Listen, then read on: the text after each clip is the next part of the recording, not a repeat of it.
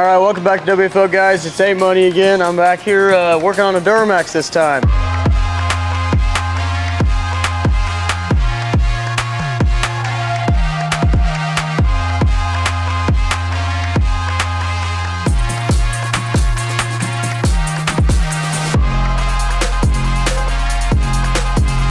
This is a cat-eye Duramax 4-wheel drive. Came in with IFS and he wants something a little stronger in the front, so starting to get it stripped down, got the wheels and tires off of it, and we're going to be throwing an 05 and up in it and making this thing ride like a dream and be way stronger than it was before.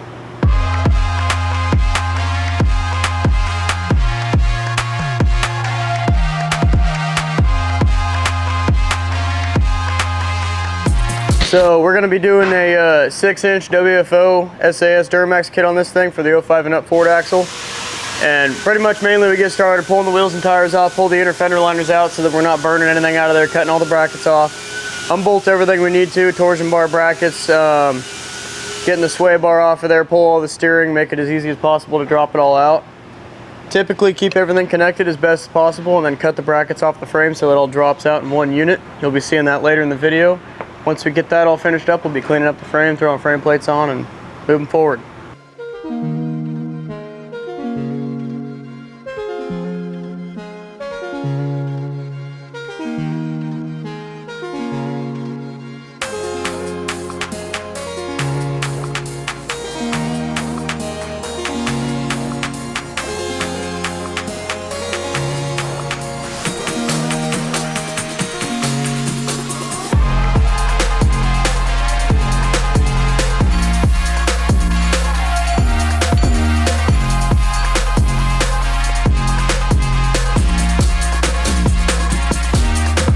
Oh, Kevin. Look at how majestic he is. Just flowing through the shop like a unicorn. Without a horn or hair. Anyways, we're back on the Duramax here, and as you can see, something's missing. When you're cutting out the IFS on one of these Duramaxes, if you're doing one at home, we do a pretty simple job of it. There's not a whole lot of cutting you have to do, and there's not a whole lot of unbolting. You got to get rid of the steering, so that would be pulling the pitman arm and the idle arm out of there. You unbolt the upper control arms, you unbolt the upper stud on the shocks, and then there is a bracket in here, not quite sure what to call it, that it comes through the frame with two studs, and to properly remove it you have to pull the engine. In this case, you pull these two nuts, that drops the diff out. We slide it forward a little bit, get the Sawzall in there and cut those two studs off and bring that out of there. That's one thing that's a little tricky on these. Other than that, pretty straightforward. So now I'm going to go through, slice everything off here. As you can see, I've got all my wires tucked up as best as possible. The other side's a little more difficult. There's a lot of brake lines, a lot of ABS lines, things that you can't quite get out of the way. Never a bad idea to throw some heat shields in there to make sure everything stays nice and tidy and nothing gets burned. Makes your job a hell of a lot easier.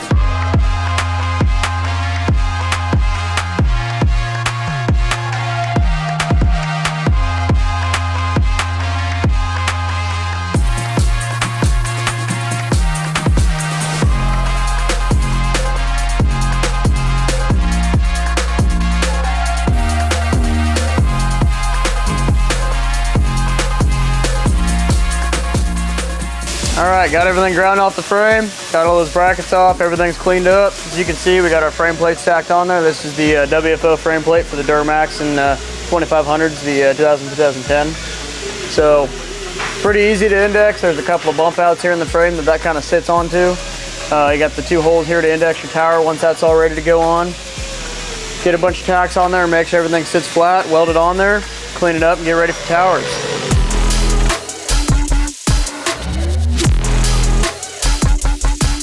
Alright, another thing we're doing on this Duramax really beefs them up a little bit. When you're doing the solid axle swap, it puts a lot more stress on the steering box, so we offer a steering box brace for these trucks. Adds a carrier bearing that kind of supports the end of your sector shaft on the bottom of the pitman arm. So if you come over to the truck here, you can see we have a stud that replaces your nut that goes onto the pitman arm. Obviously, doing a new pitman arm when you're doing the solid axle swap, you want to make sure that your steering box is in the center of its throw. Throw that in there, a little bit of red Loctite inside of that stud, thread it on there, torque it to spec. And then that steering box brace will slide right over that with the carrier bearing and keep her nice and tight. Bolts up to the frame where the sway bar bolts, and then you're ready to rock.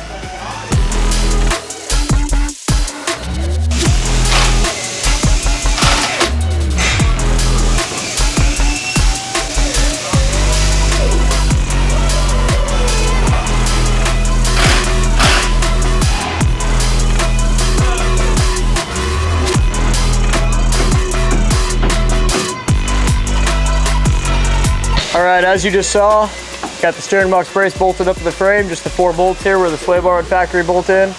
Got the bearing on there, and then there's this lock ring you saw in the video. You put it on there, tighten it in, it's eccentric, so as you twist it, it'll tighten onto the shaft. Give it a little tap with a mallet, tighten up the set screw, that's all tightened onto the sector shaft, and you're good to go.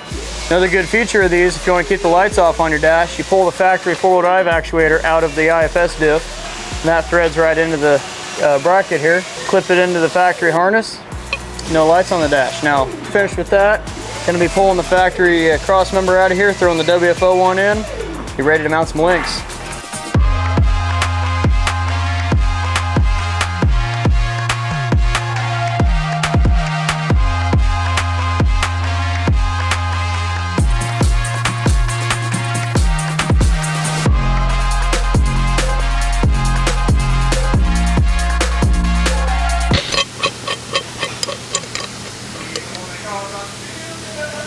We got the WFO towers welded up here, along with our track bar bracket. This is all 6-inch parts.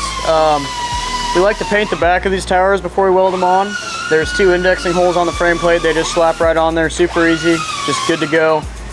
On the 6-inch kits, this bracket will weld on the inside here of your shock tower. If you're running a 3-inch kit, it's gonna weld on the outside. It's all specific to the instructions. This is just kind of a generic reference if you're doing a 6-inch kit.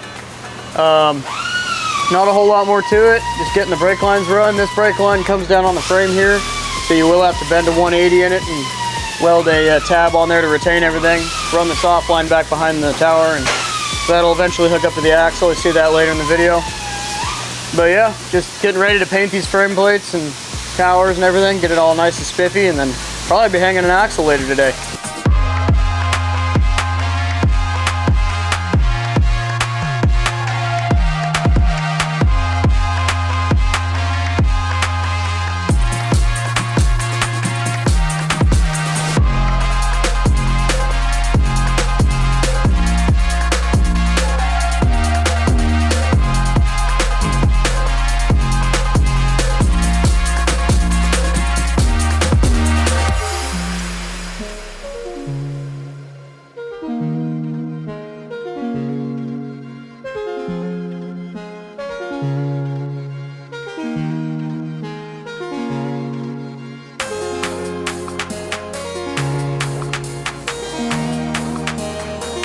Okay, as you guys can see, there's something.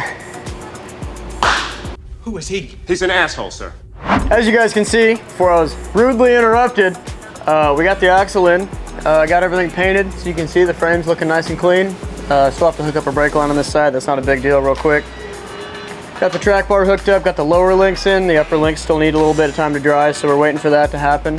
But got the shocks holding the axle in so I can drop this cart out of there, have a little more room to work. And one thing that you guys should probably know about these shocks, if you're doing a 10-inch shock on a 6-inch kit, you do not use the preload adjusters to adjust your height.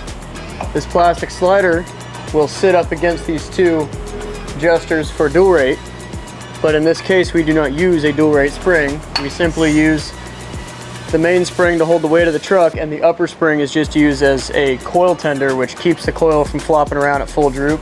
So you will use the upper adjusters to keep those coils tight at full droop, but not to adjust the height of the truck.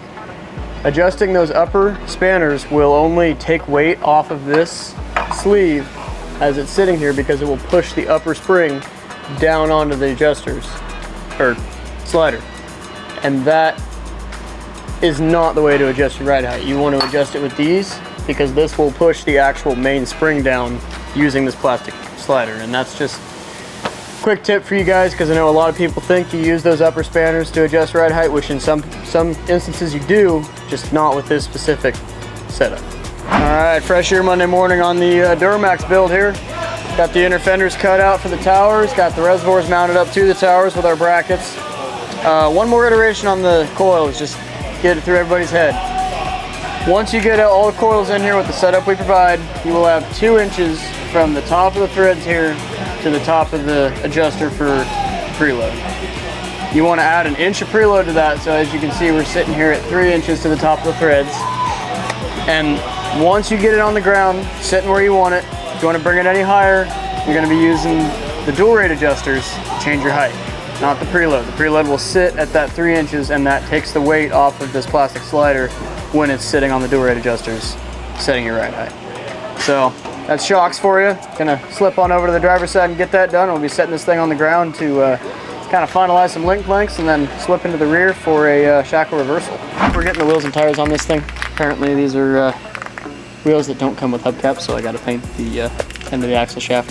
So that's what we're at right now.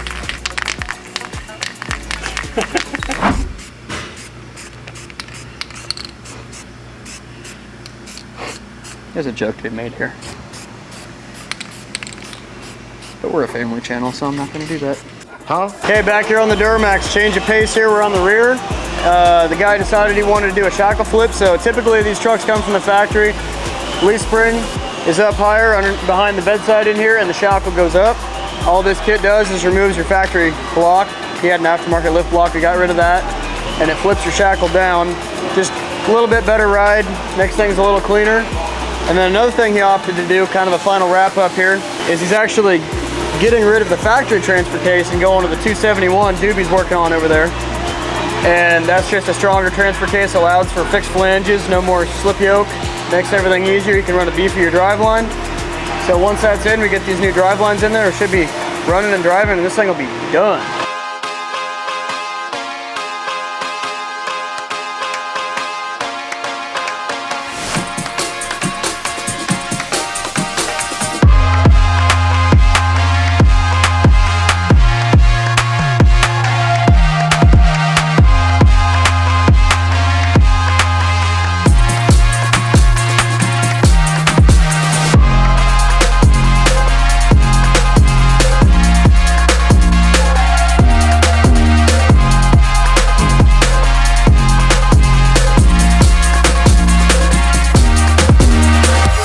Okay, end of the Duramax build here. I'm here with my mystery drink. It could be soda, it could be a Jack and Coke, who knows?